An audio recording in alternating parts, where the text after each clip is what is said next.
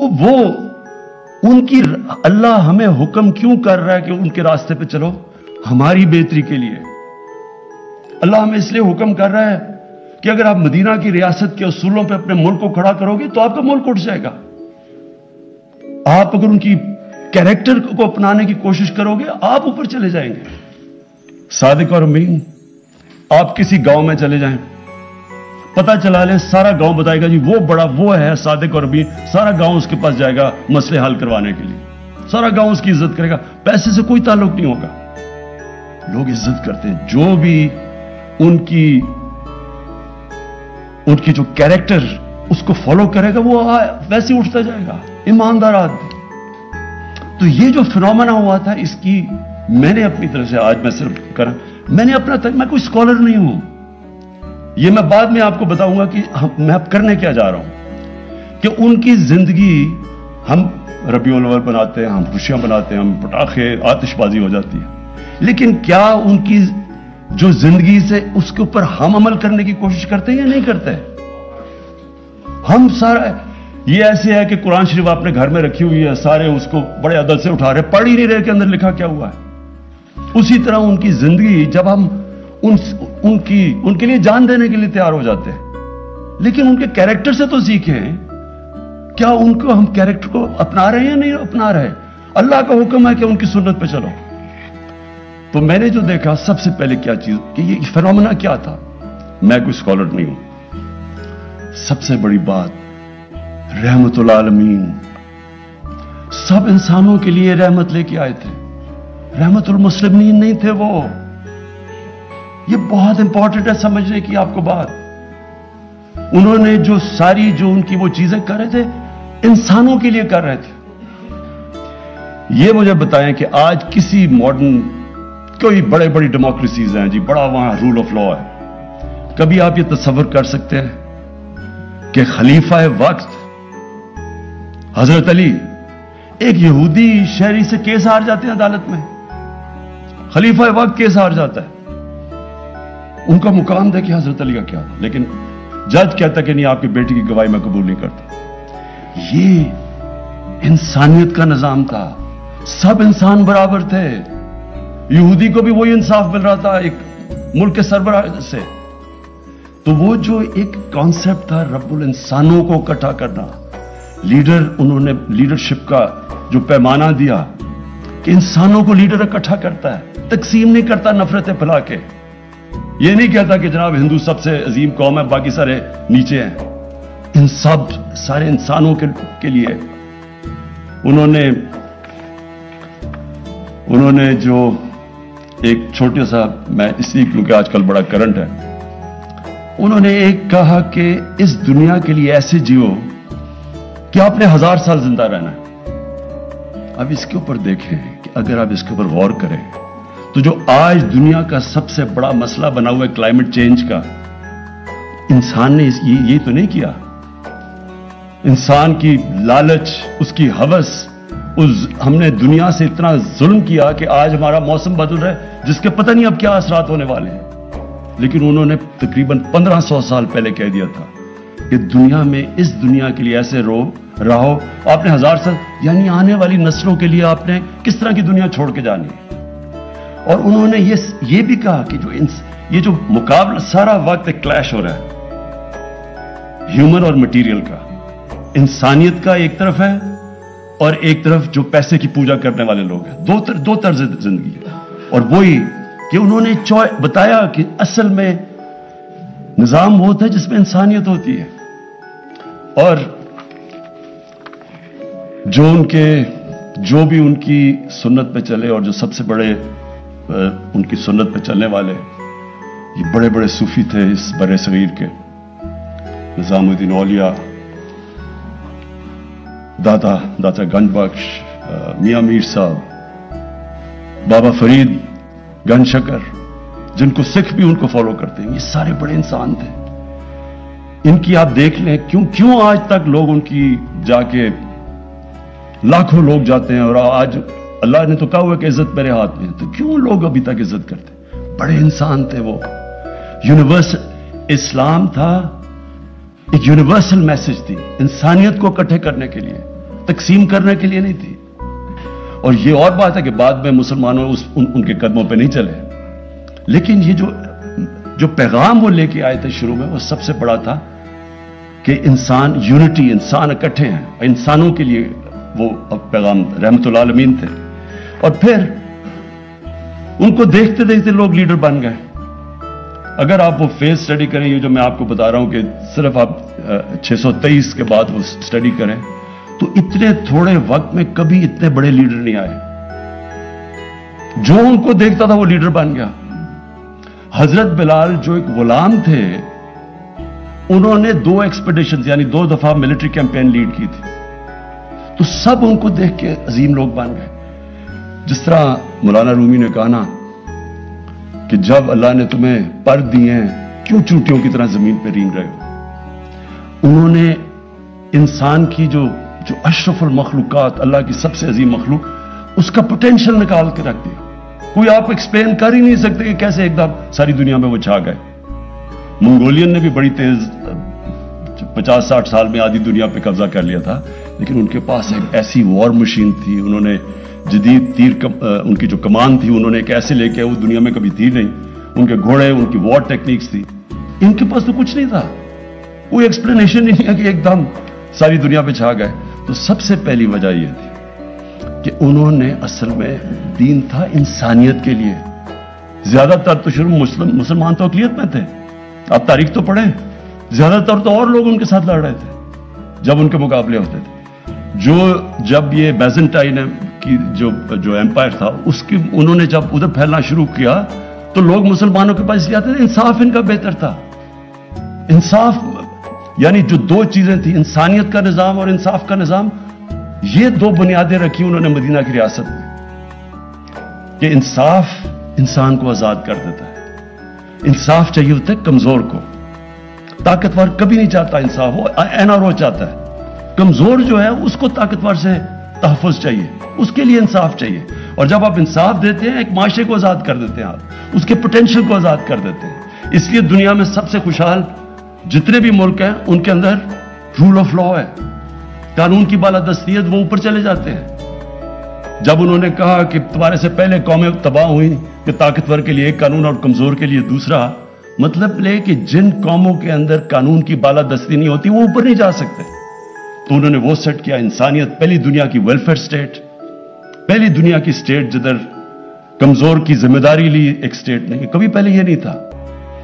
और तालीम, कि चाइना भी जाना पड़े तो इल्म हासिल करो। जब से आप पैदा हुए, जब तक कब्र में नहीं जाते, तालीम हासिल करो, तालीम के पीछे जाओ।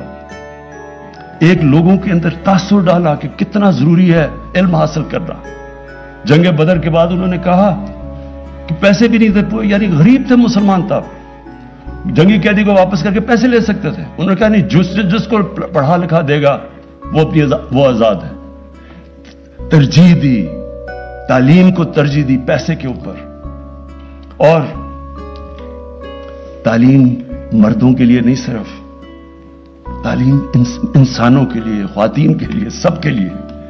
तो ये भी बड़ी गलत फहमी जो बदकिस्मती से कोई तंग नजर लोग डालते हैं, तालीम सबके लिए। और तालीम की वजह से फिर मुसलमान, जो उनकी हदायत थी उसकी वजह से मुसलमान बढ़े।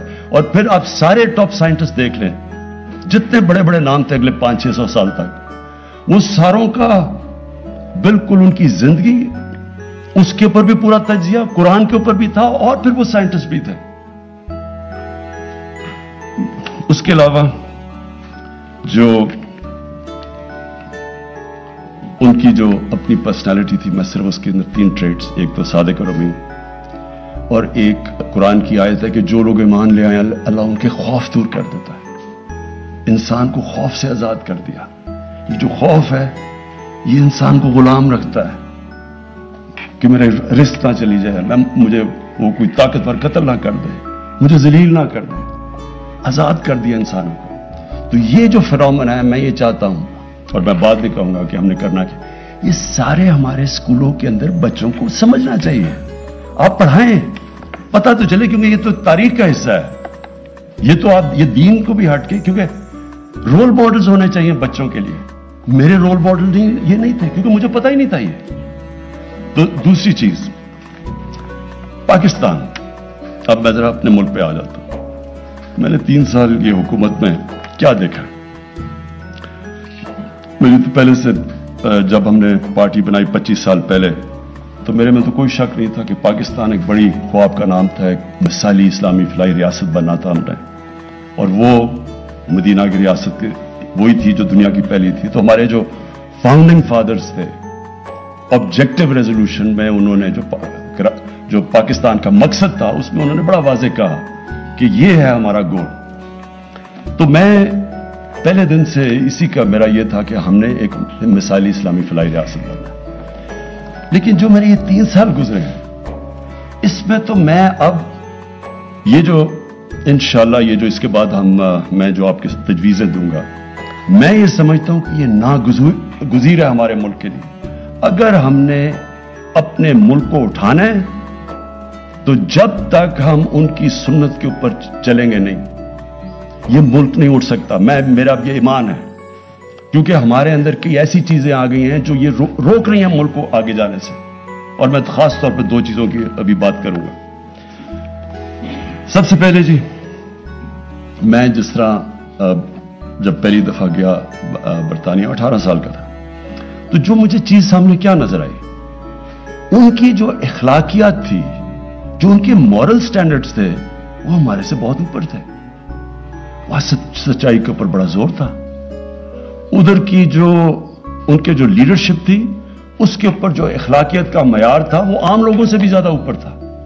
आप झूठ बोलते हुए पकड़े जाए, रिजाइन करना पड़ता है। वहां एक प्राइम मिनिस्टर ने रिजाइन किया, झूठ बोलते हुए पकड़ा गया। उनकी जो पार्लियामेंट के अंदर जिस तरह के उनके लोग थे, उनकी स्टैंडर्ड, जो उनकी इखलाकियत थी, वो आम शहरियों से उन्होंने ज्यादा ऊपर रखी हुई थी। और उनकी अदालतों में यह था कि जब हिटलर ने हमला किया बरतानिया के ऊपर और तबाही हो रही थी वहां, तो लोग डर के गए कि जी हम, विंस्टन चर्चिल उनका प्राइम मिनिस्टर, उसने कहा हम बच जाएंगे। तो चर्चिल ने आगे से कहा कि आगे जवाब बजाय देने के हम बच जाएंगे, उसने क्या हमारी अदालतें इंसाफ दे रही हैं? उन्होंने कहा हाँ जी दे रही हैं। कहता कोई हमें तबाह नहीं कर सकता। यानी वहां का जो इंसाफ का निजाम, और मैंने फिर अपना जो हमारा था, जमीन आसमान का फर्क था। उधर कभी आप इलेक्शन के अंदर, आपका इलेक्शन होता है, कभी मैंने नहीं सुना कि फ्रॉड हुआ जी, वो हारा, वो कहे जी इलेक्शन के अंदर धांधली हुई। वहां भी इलेक्शन होते हैं, वहां जो जीता है। तो जो उनकी मॉरल स्टैंडर्ड्स थी, वो हमारे से बहुत ऊपर थी। उनका जो इंसानियत का निजाम था, वो वेलफेयर स्टेट थी, फलाई रियासत थी, हमारी नहीं थी। इंसाफ भी बेहतर, इंसानियत भी ज्यादा। तो जब एक मुसलमान, बहुत बड़ा एक आलिम था, मोहम्मद अब्दू, कोई 100-125 साल पहले जब वो पहली दफा गया यूरोप, तो उसने यही कहा, उसने कहा कि यहां मुझे यूरोप में मुसलमान तो नहीं नजर आए, लेकिन बड़ा इस्लाम नजर आया। और मिस्र जब वापस गया, कहता यह मुसलमान तो बहुत है, इस्लाम नहीं है। मैंने भी यही देखा कि वहां का जो चीजें हमें कहा जाता था, जो हमें बताई जाती थी, वो तो बिल्कुल वहां पाकिस्तान में नहीं, हमें वहां नजर आई है। तो एक जो मॉरल, एक कोई भी माशरा ये ज़हन में डाल ले, जिसके अंदर इखलाकियात जिसकी गिर जाए, वो माशरा ऊपर नहीं उठ सकता। आप जो मर्जी कर लें, दुनिया की तारीख उठा लें, ये जो होती है राइज एंड फॉल, ये दुनिया के जो बड़े बड़े एम्पायर, उनका अरूज होता है, फिर वो नीचे गिरते हैं। आप उनकी तज्जिया कर लें कि जब वो नीचे गिरते हैं, पहले उनकी इखलाकियत खत्म होती है और फिर उनकी माशी तौर पर तबाही आती है। देखिए, जिस माशरे के अंदर जब तक लोगों को, अब करप्शन है, करप्शन का है मतलब क्या है? अवाम का पैसा चोरी करना, इक्तदार में आके पैसा चोरी करना। जब तक माशरे को इस चीज के ऊपर एक गुस्सा नहीं आएगा, जब माशरा ही नहीं इसके ऊपर ऑब्जेक्ट करेगा, तो ये रुकेगा कैसे? इंग्लैंड के अंदर अगर किसी के ऊपर एक दफा इल्जाम लग जाए कि इसने पब्लिक का पैसा चोरी किया, किसी पब्लिक फोरम के अंदर वो आके दिखा दे, कहीं पार्लियामेंट में जाके तकरीर करके दिखा दे, जब तक वो अपने आप को क्लियर नहीं करता। हमारा एक चला गया था सियासतदान, वो हार्ड टॉक के ऊपर, और उसने जो उसके साथ किया है, وہ اس لیے کیا کہ وہ وہاں وہ ٹالریٹ نہیں کرتے.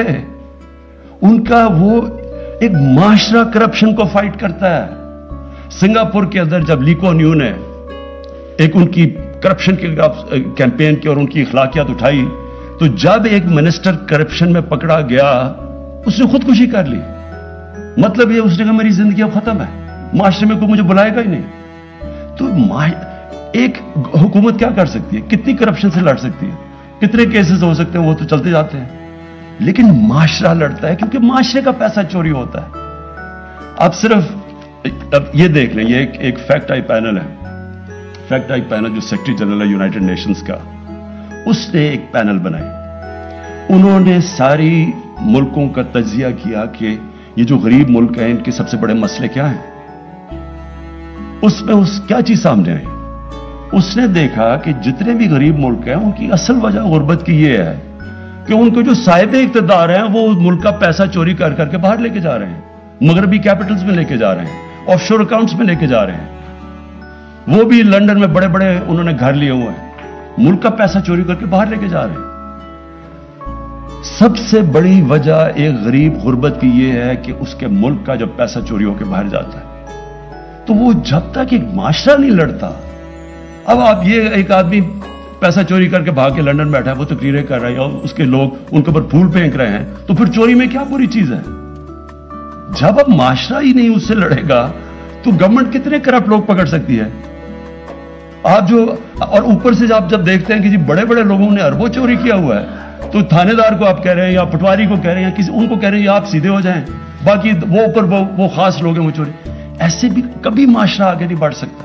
کوئی بھی دنیا میں مجھے معاشرہ بتا دے جس کے اندر کرپشن ہو اور وہ ترقی کر گیا ہو. چائنا آپ کے سامنے ہے. چائنا کے اندر اس نے تقریباً 450 لوگ پچھلے 7 سالوں کے اندر کرپشن میں وزیروں کو لیول کا جیل میں ڈالا ہے, یہ جو پریزیڈنٹ شی جن پنگ ہے. تو اس طرح تو نہیں معاشرہ اوپر جا رہا. اور پھر جو بھی معاشرہ کیونکہ رب العالمین ہے, وہ جو معاشرہ ان اصولوں پہ چلے گا جو ہمارے نبی صلی اللہ علیہ وسلم نے مدینہ کی ریاست میں لے کے آئے تھے, اوپر آ جائے گا. چائنا آج دنیا میں سب سے اوپر چلا گیا. کیوں؟ انہوں نے سب سے زیادہ غربت, انہوں نے ساری دنیا کی تاریخ میں سب سے زیادہ غریب لوگوں کو اوپر اٹھایا. چائنا اوپر چلا گیا. آج اسکینڈینیوین ملکوں میں چلے جائیں, سب سے زیادہ فلاحی ریاست اسکینڈینیویا میں, وہاں خوشحالی ہے. تو جو بھی ان اصولوں پہ چلے گا وہ اوپر چلا جائے گا. پھر جی اب الیکشن کی میں بات کر رہا تھا. اب الیکشن کیا؟ 1970 کے بعد سارے الیکشن میں جو ہارتا کہتا دھاندلی ہو گئی. یہ پہلی دفعہ ہے کہ گورنمنٹ نے فیصلہ کیا کہ ہم وہ سسٹم چینج کرتے ہیں. حکومت میں ہوتے ہیں, کیونکہ جب حکومت میں آتے ہیں نا سارے پہلے کہتے ہیں دھاندلی, جب حکومت میں آتے ہیں کچھ نہیں کرتا. کیونکہ جب حکومت میں آپ آ جاتے ہیں, آپ کے پاس گورنمنٹ ہوتی ہے, آپ کے لیے زیادہ آسان ہوتا ہے الیکشن میں دھاندلی کرنا. آپ سٹاف اپنا نیچے رکھ سکتے ہیں, آپ تیاری کر سکتے ہیں, پیسے آپ کے پاس ہوتے ہیں. تو یہ پہلی حکومت ہے جو اقتدار میں آ کے کہہ رہی ہے کہ ہم اس کو ٹھیک کر رہے ہیں. اور ہم نے جو جائزہ لیا, یہ سب سے بڑا مسئلہ یہ ہے کہ جیسی الیکشن ختم, جو پولنگ ختم ہوتی ہے اس کے بیچ میں سے لے کے جب تک رزلٹ اناؤنس ہوتا ہے اس کے بیچ میں ساری دھاندلی ہوتی ہے. وہ جوڈیشل کمیشن بنائی تھی 2015 میں سپریم کورٹ نے, تو اس کے اندر یہی چیز سامنے آئی تھی.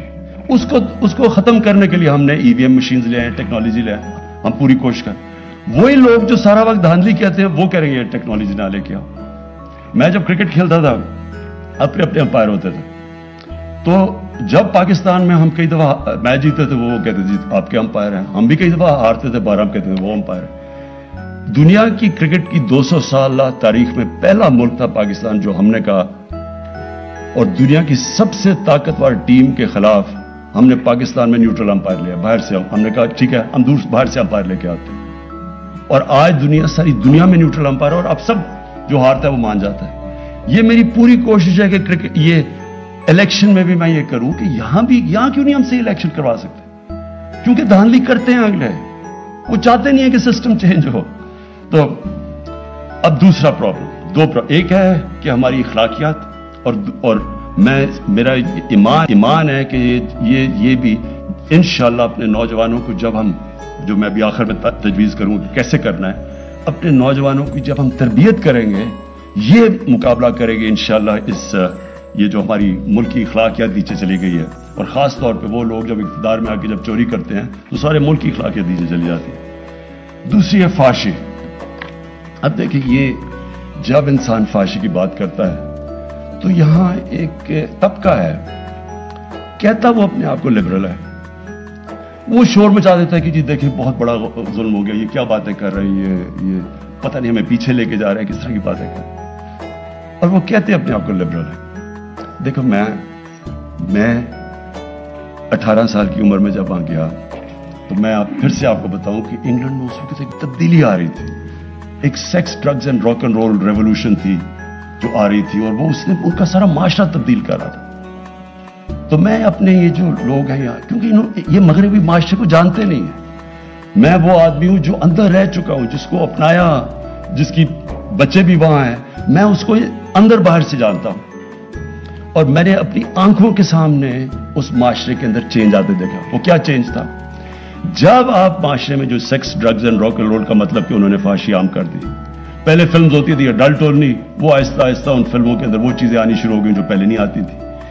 जैसे जैसे उसमें वो जो इंग्लैंड का, जैसे सोसाइटी परमिसिव होती गई, फांसी बढ़ती गई, उसका डायरेक्ट इंपैक्ट पड़ा उनके फैमिली सिस्टम के ऊपर, खानदानी निजाम के ऊपर डायरेक्ट। जब कोई वजह ना, मैं ये चाहता हूं कि हमारे मुल्क में रिसर्च क्यों नहीं हुई अभी तक, क्यों नहीं हमारे स्कॉलर्स ने बैठ के देखा कि क्यों ये पर्दे का कॉन्सेप्ट है क्या?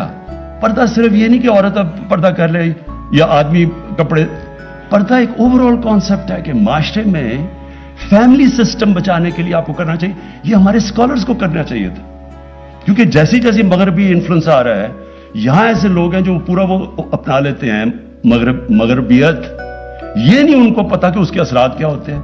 हमारे यहां स्कॉलरशिप होनी चाहिए थी जो बताए कि उसके असरात क्या है। डायरेक्ट इंपैक्ट हमारी आंखों के सामने 14 शादियों में सिर्फ एक तलाक होती थी जब मैं गया 1971 में, और देखते देखते आज 70% शादियां होती हैं तलाकों के अंदर। और क्योंकि मैंने देखा हुआ है कि तलाक की क्या बर्बादी आती है बच्चों के ऊपर, मेरे बच्चे, हमारी जो तलाक हुई, मैंने खुद देखा कि कितना इससे बड़ा अजाब कुछ नहीं होता। मेरा ये ईमान है कि जो बच्चों के ऊपर गुजरती है तलाक में, ये एक माशरे के लिए सबसे तकलीफदेह चीज है, क्योंकि बच्चों को माँ बाप चाहिए। तो जब एक खानदानी निजाम हमारे सामने उनका टूटता गया, हम वही कल्चर जब अपना रहे हैं, हम ये कैसे समझते हैं कि इसका असर यहां नहीं होगा?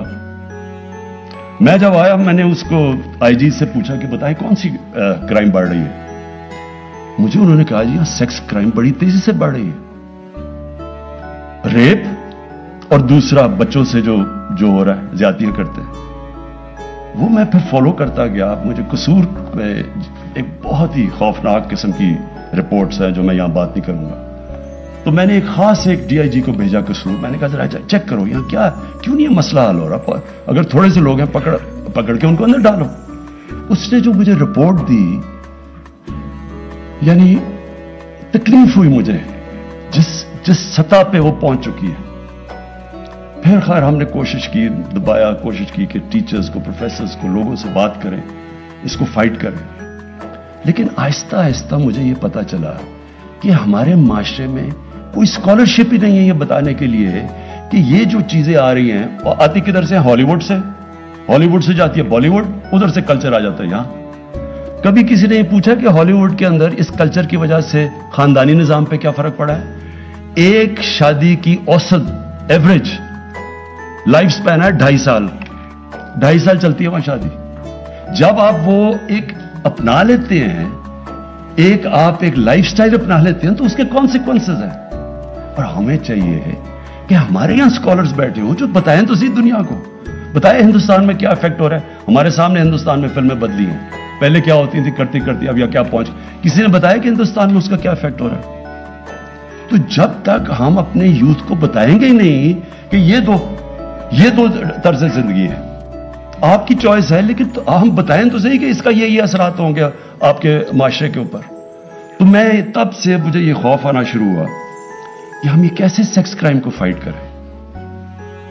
मैंने जब उनसे पूछा, मैंने कहा जी सेक्स क्राइम बताएं कि कितने लोग आप पकड़ते?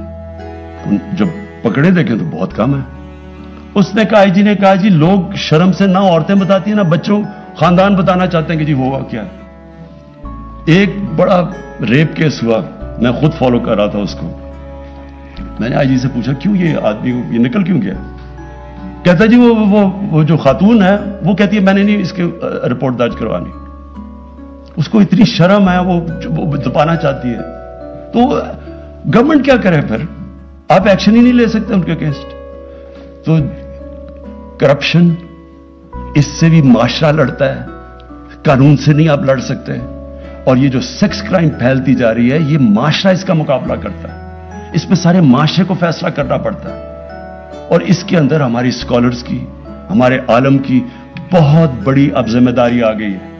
موبائل فون نے دنیا بدل دی ہے, پاکستان نہیں بدلا, دنیا بدل گئی ہے. بچوں کے پاس اب وہ ان کے فون کے اوپر وہ مٹیریل ہے جو انسانی تاریخ میں کبھی بچے ایسی چیزیں نہیں دیکھتے تھے. یہ بہت بڑا چیلنج آ رہا ہے سامنے. اور میں کئی ماں باپ جو سن رہے ہوں گے ان کو پتہ ہے میں کیا باتیں کر رہا ہوں, کیا گزر رہی ہے ان کے گھروں پہ. اسکولوں کے اندر کیا ہو رہا ہے آج کل, ڈرگز کیسے اسکولوں میں چلی گئی ہے. یہ صرف قانون سے نہیں لڑا جاتا, یہ معاشرہ لڑتا ہے. اور اس لیے میں واپس آ رہا ہوں کہ اس کا صرف ایک راستہ ہے کہ ہماری ساری قوم عشق کرتی ہے نبی صلی اللہ علیہ وسلم سے. ہم عشق کرتے ہیں ان سے, لیکن ان کی زندگی کی جو حکم ہے قرآن میں کہ ان کی سنت اپنی زندگی کے اوپر لاگو کرو, وہ تو کریں. وہ کر نہیں رہے ہم. اور کنفیوژن ہے ٹوٹل. ڈرامے جی ٹی وی کے اوپر میں آیا, میں نے لوگوں کو سمجھایا, میں نے کہا یہ تم ڈرامے وہ سارا انڈیا وہ بالی ووڈ سے ہالی ووڈ سے بالی ووڈ اور بالی ووڈ سے ادھر. میں کہا آپ کو نہیں پتا کہ اس کا کیا اثر ہو رہا ہے معاشرے پہ؟ کہتا جی دیکھتا ہی کوئی نہیں ہے. اگر ہم یہ نہیں کریں گے تو لوگ. میں نے پھر جا کے پریزیڈنٹ اردوغان سے اس کا وہ جو ارتغرل ڈرامہ لے کے آیا یہاں, اس لیے لے کے آیا ان کو بتانے کے لیے کہ اس میں فحاشی نہیں ہے, وہ سب سے زیادہ دیکھا جاتا ہے. اور اس نے کیوں, پریزیڈنٹ اردوغان نے مجھے بتایا, اس نے کیوں وہاں ترکی میں شروع کیا. یہ پریزیڈنٹ اردوغان نے زور لگا کے یہ سارا کیا تھا, یہ بھی اور بھی ڈرامے اس لیے کیا کہ وہاں تو اس سے بھی زیادہ برا حال ہے. وہاں بالکل ڈیوائیڈڈ ہے, ایک طرف مغربی تہذیب کے لوگ ہیں, دوسری طرف وہ دینی. تو وہاں تو اس نے کہا کہ یار ہمارے بچوں کو تو اپنی تاریخ کا ہی نہیں پتا. تو میڈیا کی بھی بہت بڑی ذمہ داری ہے. یہ جو میں پھر سے جب کہتا ہوں کہ جب ہم یہ لڑیں گے, یہ جو سیکس کرائمز ہیں, یہ جو اپنے معاشرے کو خاندانی نظام بچانا ہے, یہ ہمیں واپس جانا پڑے گا. ہمارے اسکالرز کو بتانا پڑے گا. میں اسکالر نہیں ہوں, لیکن اسکالرز کو بیٹھ کے اس کے اوپر کام کرنا پڑے گا. یہ معاشرے کے سامنے بہت بڑا چیلنج آ رہا ہے اور اس کے بہت برے اثرات ہیں. آج ہی آپ دیکھ لیں پاکستان میں کہ ڈیورس ریٹ کدھر سے کدھر چلی گئی. اچھا جی, اس کے علاوہ دو اور جو میں اناؤنس کرنے سے پہلے, ہمارا کلچر مختلف ہے. جو کلچر بچوں کے سامنے آ رہا ہے, کارٹونز کے, ایک کارٹون بڑا انفلوئنس کر رہے ہیں بچوں کو. اس کارٹون کے اندر کلچر بالکل مختلف ہے, بچوں کے اندر کنفیوژن ہے.